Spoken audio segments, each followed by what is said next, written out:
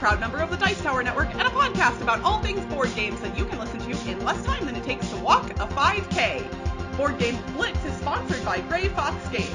This week, we're talking about mental health in board games. First, we discuss a couple games we've played recently, like Black Sonata and Viscounts of the West Kingdom. Then, we talk about how board games sometimes gamify aspects of mental health and mental illness. And now, here are your hosts, Ambie and Crystal. Recently, I played Black Sonata, which is a solo deduction game designed by John Keane and made in 2017. It was a print and play. It's available as a free print and play currently, but I also got a review copy from TGG Games. So I've actually played both versions. I played my print and play copy, and then I played the review copy, and I played these on stream. So I'll link the VOD in the show notes of the most recent game I played. But Black Sonata is a solitaire game that lasts around 30 minutes, and it's a hidden movement deduction game, which sounds like it wouldn't work solitaire, but I know, really well. When I first heard about this game, I don't remember if I talked about it on the podcast after I played it a few years ago. Oh, but you might have, yeah. I was baffled. I was like, how is that possible?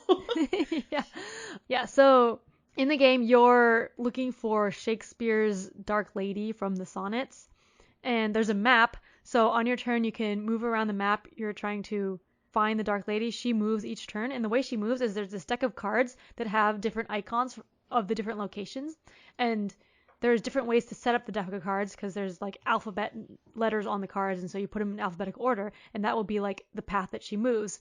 And then depending on which set of letters you use, it does a different path. So that's how the setup works, so that it works solo, because there's given paths for her to move. And so it gives you an icon, but the icons on the locations there's multiple icons on each location, and then the icons are in multiple places. So if it has like the icon of the beer, then you know she's in one of these couple of places, and then you change to the next card and she moves one space away, and then it gives you an icon of a tree or something, and you're like, okay, so now she has to be either here or here, and then eventually you can narrow it down, and then you're trying to land on her space and search for her. And if you search correctly, then you get to get a clue to who she is. So there's two parts to it. There's the hidden movement part, and then the clue of figuring out who she is. And that is like, there's a card of Dark Lady deck. And so you set one of them aside at the beginning, and then each one has 3 different icons on it. And so you have to figure out which 3 icons are in that card. And the other cards in that deck all have clues pointing to the hidden card. So each time you catch her, you get a new clue card, and then you have to eventually catch her again and determine who she is and like accuse her, I guess. I think it's called Confront or something.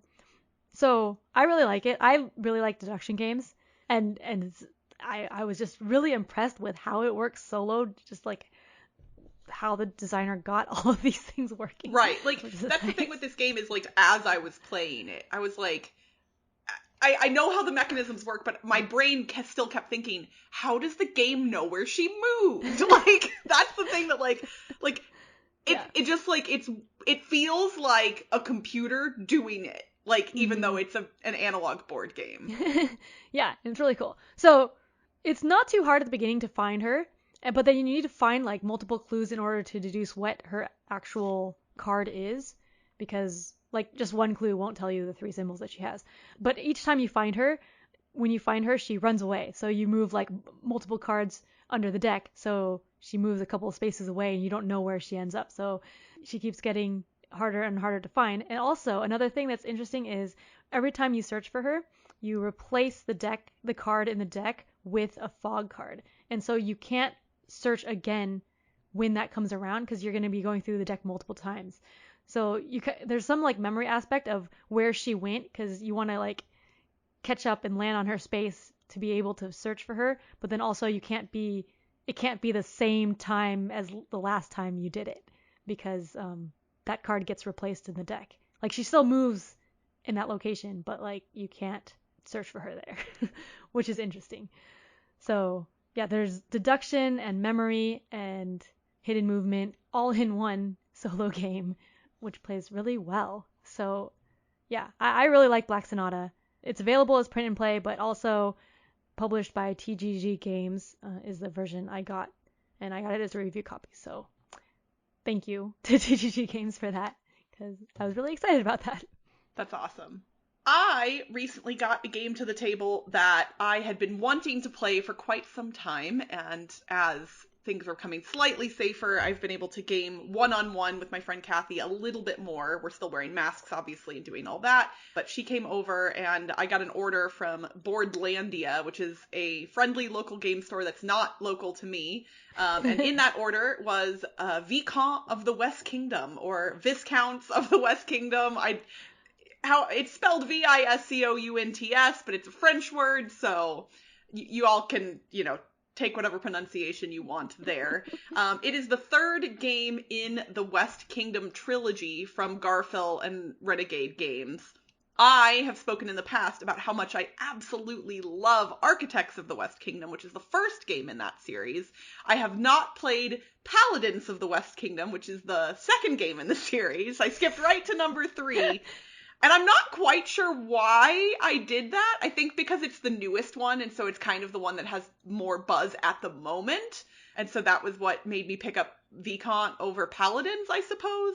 But Viscount of the West Kingdom is a deck building game with a modular board that has somewhat of a rondel mechanism in that your Viscount moves around the board a certain number of spaces based on the cards that you play.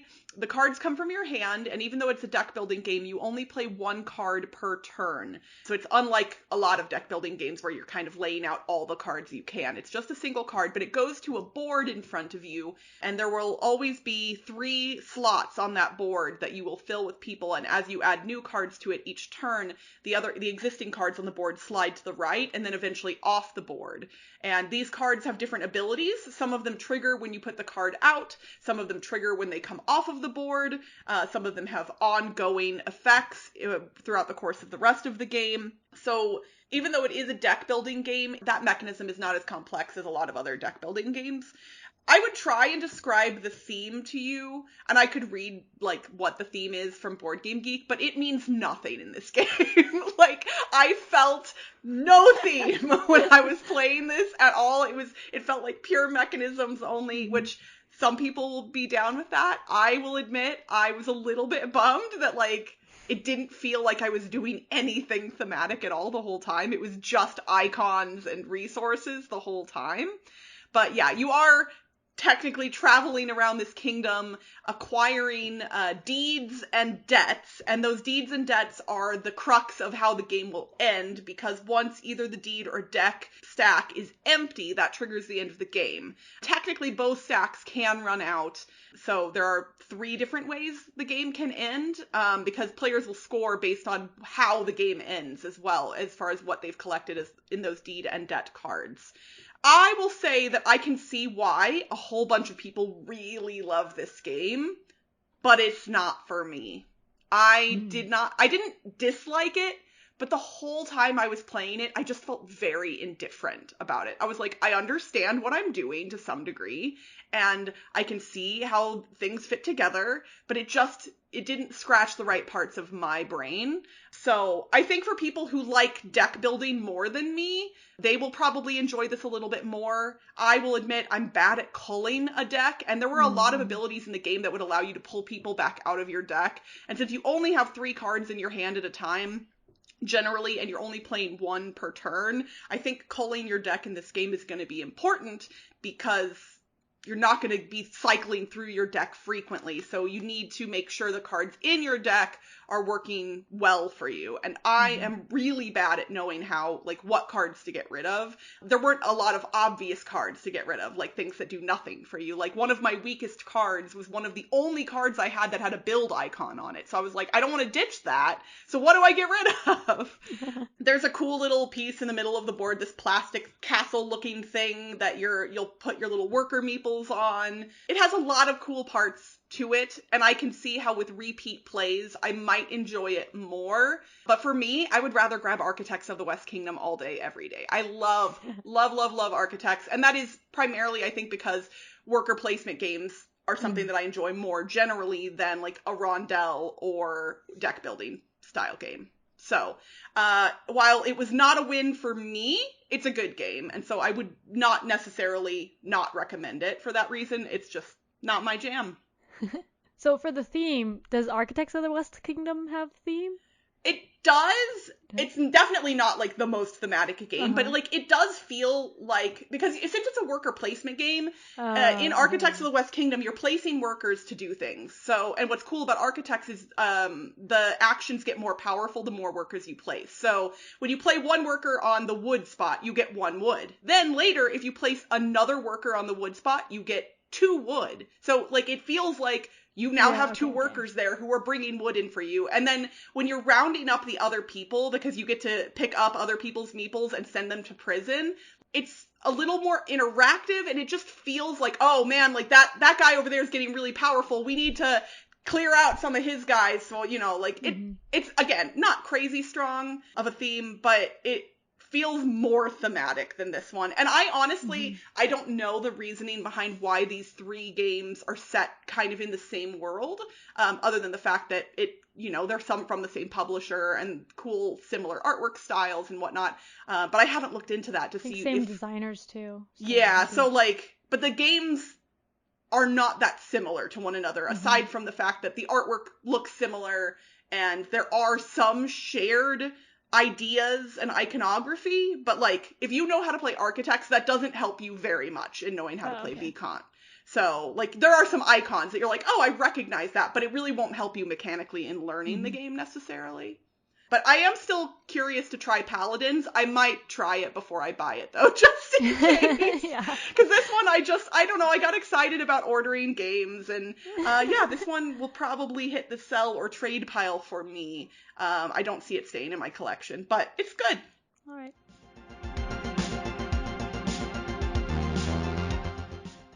So our main discussion topic for today is a little bit of a heavier one than we tend to deal with here on the podcast. We are talking about mental health and mental illness as they exist in board games. And I wanted to state up front that both Ambie and I are not mental health professionals. We have not studied mental health in any type of collegiate setting. So all of the things that we're going to state here are from our perspectives as board gamers, and they reflect our opinions, but may not reflect actual scientific data related to specific things. So I just wanted to state that up front. But we still think it's an interesting and important topic to talk about. Yep. So a couple years ago, our friends over at Meeple Overboard podcast interviewed Dan Hughes of... Formerly of This Game is Broken. Formerly of This Game is Broken. And currently of Cora Quest. Yeah. Yes. And they talked about mental health and depression in board games. So you should check out that podcast, which I will link in the show notes, if you want to hear a deeper discussion on the topic. And Dan Hughes is actually like a nurse and more qualified to talk about this, like in a professional aspect. Right, yeah, his perspective is definitely coming from a place of more education than ours. So we would highly recommend, if you think this topic is interesting and you want to learn more, to go check out. And plus, Meeple Overboard, they're our friends. They make a great podcast anyway. So, you don't have to just listen to their episode from 2 years ago. You can listen to any of their episodes. This is true. And Dan is also on the Sporadically Bored podcast. Yes. So that you could go check that out as well. Why not? Let's hype up our friends. Check it out once in a while. No. Yeah, sporadically. But yeah, basically, we were trying to think of games that portray mental health and mental illness, and it was kind of difficult to find ones that portrayed it well. Yeah, I would agree with that sentiment. There are a number of board games that touch on the topic, but not many that touch on it in thoughtful ways. Yeah. So I guess we get over with the non-thoughtful ways. There are lots of Cthulhu type games that deal with like serious, they don't deal with, but they like use serious mental illness issues as like, I don't even know how to describe it. Like, I mean, they use it as a mechanism via which to change the state of the game, even. Like, insanity is the word that is used, Yeah. I think, most often in these types of games. And Mm-hmm. so in games like Arkham Horror, Eldritch Horror, Mansions of Madness, Mountains of Madness, they are all based on the works of Lovecraft that are, you know, with Cthulhu, big epic monsters that when you see them, you quote unquote go crazy. And then they use those things to often manipulate how the players in a game can act or what they can do. And it is definitely not handled thoughtfully in most of these games. It is, these games aren't, they're board games, right? It's cardboard and wood components, plastic pieces. You're not seeing anything horrific, so they just seem like a means to, I don't know. I'm torn here because I can see how, first off, the works of Lovecraft himself was also problematic. So if you, like, there's a lot to unpack here. And I've played some of these games and really enjoyed them. Like, I will say Mansions of Madness is a game I really like. But when you think more deeply about what these mechanisms mean, like going insane, it does seem to be, to some degree, poking fun at people who have mental illnesses. And that does not leave a good feeling in my soul and heart. Yeah, it could be called, it could just be, I think someone mentioned in the Discord, it could just be changed to like corruption or something, which would... Yeah, there are other ways. Yeah. I mean, or even fright. Like, because in almost every instance... Because it's horror. It's horror themed, right? So I think fear or fright would be a more appropriate way to handle, if you wanted to include a mechanism that changed the way a player acted. Because when you do get scared, that fight or flight response, that does change the way you think and act as a human being for many people. And so, yeah, I don't think it needs to be called insanity just because it's based on the works of Lovecraft. And I would love to see games in the future. Like, these mechanisms are really interesting and sometimes very fun to play around with, but they could be handled better. Yep. So then there are a few games that I think deal with maybe just general mental health in a more thoughtful way, I think. The couple that I thought of, well, with help from Reddit, and I actually asked Dan Hughes if he had any, and he had a couple. So there was The Pursuit of Happiness, which just deals with the general mental well-being. Like stress is what eventually kills you in that game. Yeah, like you're literally living through your life, and stress is the thing that eventually pushes you into old age and then death at the end of the game, which sounds really morbid, but it isn't. It doesn't feel morbid within the context of the game, just to be clear. Yeah. And then there's The Holding On, The Troubled Life of Billy Kerr, which is about someone who's dying and the nurses are trying to just, what's it called? Palliative care. Yeah, that. Yeah, and we've spoken about Holding On in the past here on the podcast. Honestly, I still believe that it is a really neat and unique board game, and I would like to still see more games like it. Mechanically, it is not my favorite cooperative game, and it kind of bums me out because I really think the theme is interesting. Like, it takes a dark and depressing, really, like, theme, and it makes it you want to play because you want to uncover the story behind Billy Kerr. And I think that learning more about, Billy Kerr wasn't a real person, but they used real stories from real people to construct Billy Kerr. And the stories in that game are fascinating. Another game that I hadn't actually thought about, but in the Reddit thread, people were talking about The Grizzled, which is a cooperative card game about World War I. And it's not about, you're not fighting in the war. You are like a team of people there, and you're just trying to survive, basically. And it deals with different traumas. So like you get these cards called Hard Knocks that have different bad things that happen to you. Like you get different traumas, like you can't see things, or like you can't speak because something has happened to you. So, and you're all working together, and if one person fails, then like you all lose the game. So that's more dealing with like the mental trauma from war.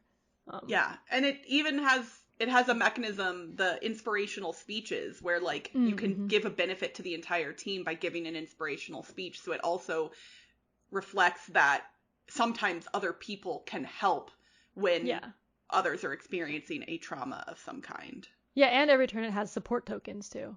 Yeah. Giving to other people. So you're supporting your friends. Absolutely. So.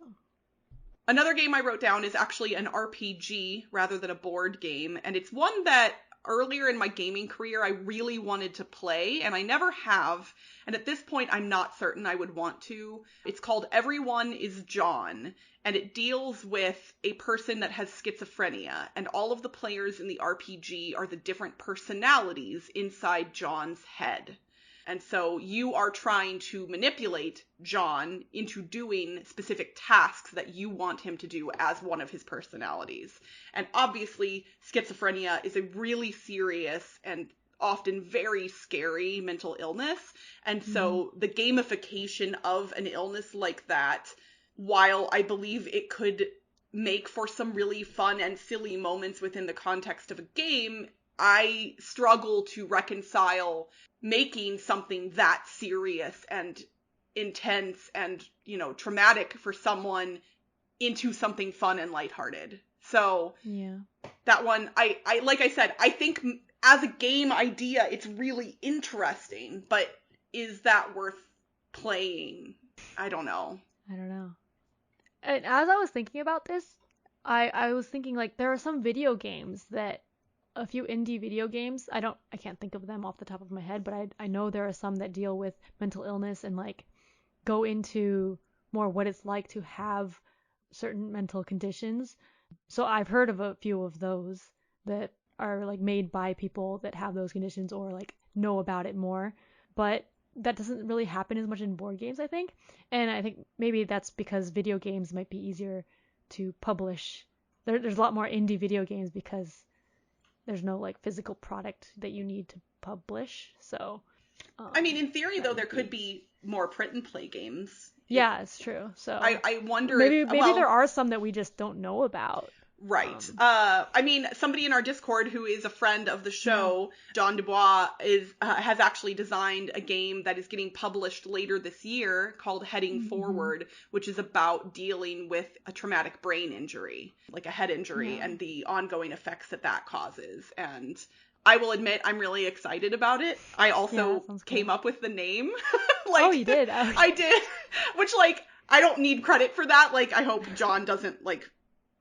but like I was excited about the concept when John first started talking about it, and he was looking for ideas for the name, and I threw that out and it stuck, I guess. So that's cool. I know, that's pretty neat. Another friend of the show, Adrian Siski, who used to be on the Great Way Games podcast, they're good friends of ours still, even though the podcast hasn't continued. Although, if you all hold on, I just have to give, if you don't know, they dropped a new 15 on the 15, which was a thing they used to do for their Patreon supporters. They dropped that one of those on April 1st.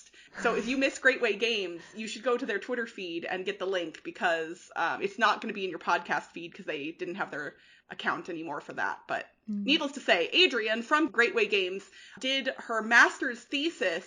She created a board game called Bitter Pills, which was about taking all of the medications that you need to live with a chronic invisible illness. And so while Adrian's illness that she was referencing in the game are physical, she has stated that anybody playing this game, it could be about both physical or mental illness. And it's a complicated game because managing an illness like that is often really difficult and frustrating, especially when it's invisible, because people think you look normal or fine.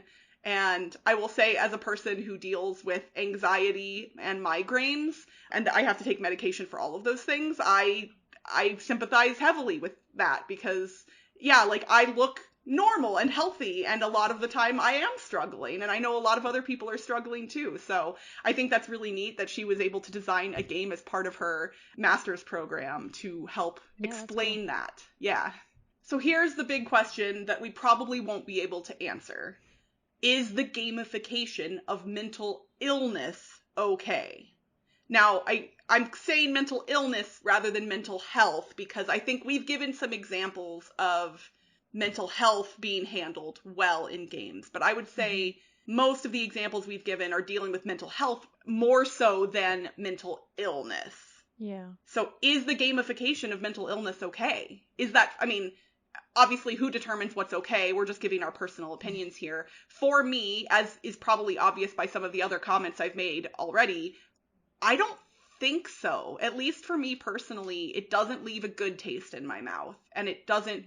I like games that help me be more thoughtful about things, like topics such as this. And I think, as it stands, most board games that have aspects of mental illness in them are not helping me to be more thoughtful about mental illness. Therefore, what I've seen thus far, I think it's not okay. I think there might be a way to do it, but I just don't know what that is exactly. Yeah.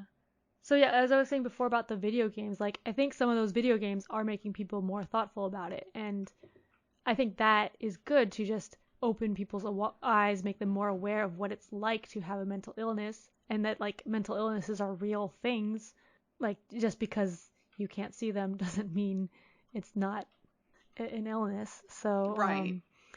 Well, in video games, you know, we've discussed this before too. They have the benefit of music and imagery and so they have more story. Yeah, like there's more ways generally in a video game to more quickly immerse someone in a theme. Yeah. And I also think a lot of the video games that deal with mental illness topics can sometimes tie those into physical illness as well, which I mean, like this is probably not the best example, but the one that comes to mind, there was a video game that came out, I want to say a few years ago, called That Dragon Cancer, which I believe a set of parents created it or conceptualized it after their daughter was diagnosed with cancer.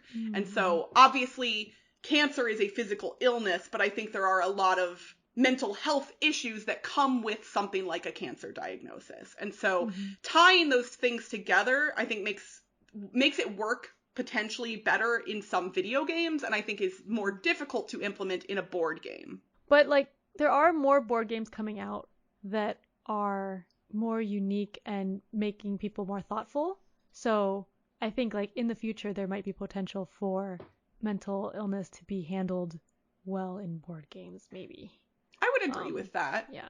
And I know that there are going to be some people out there who are like, I play board games for fun. I don't want to think. I don't want to, you know, like be made sad by a board game. I know people who won't play This War of Mine because of how absolutely depressing and sad it is.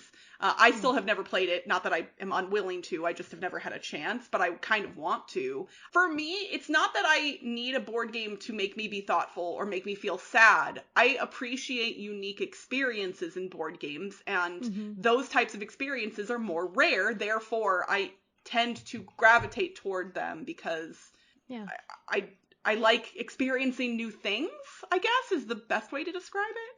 Yeah, and like board games that make you think, like you'll learn something too if they're a thoughtful board game, like. Right. Yeah. So. Like I can't speak for everybody, but I always want to become a better human, and sometimes board games help me be a better human. Like that's cool that I can hang out with my friends and have a fun time and also become a better human being. Like, yes, please give me more games that do that. Yeah.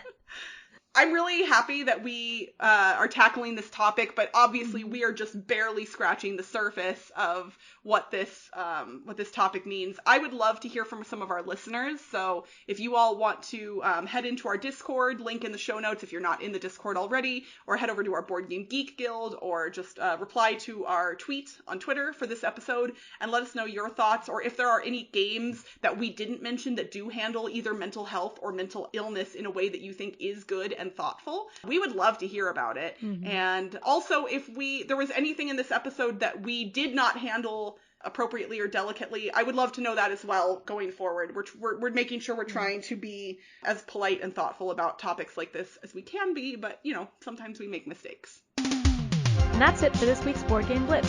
Visit our website, boardgameblitz.com, for video and blog content, as well as to get links to all our social media pages. This episode was sponsored by Gray Fox Games. If you missed out on Ragnaroks, a new game from the designer of Santorini when it was on Kickstarter, it is now available for late pledges on GameFound, so reserve your copies today. Grey Fox Games, quality games cleverly crafted. Join the Blitzketeer community on Discord by following the link in the show notes. You can support the show by leaving us a rating and review on your podcast provider. And if you want behind-the-scenes access and an invite to our private Slack channel, visit patreon.com/BoardGameBlitz. Our theme song was composed by Andrew Morrow. Technical support provided by Toby Mount. Board Game Blitz is part of the Dice Tower Network. Until next time, when you're gaming, the whole world games with you. Bye, everyone! Bye!